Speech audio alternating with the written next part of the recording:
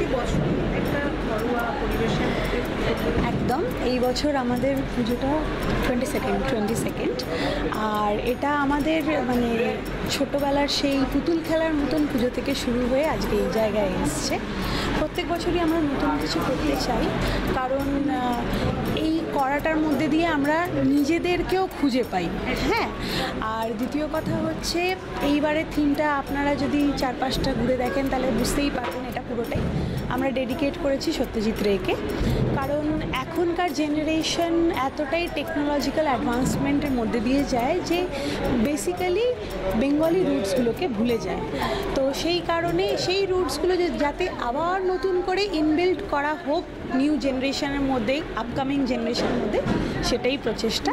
তো পুরোনো মানুষগুলো নতুন জেনারেশন একদম একদম। আপনার নাম?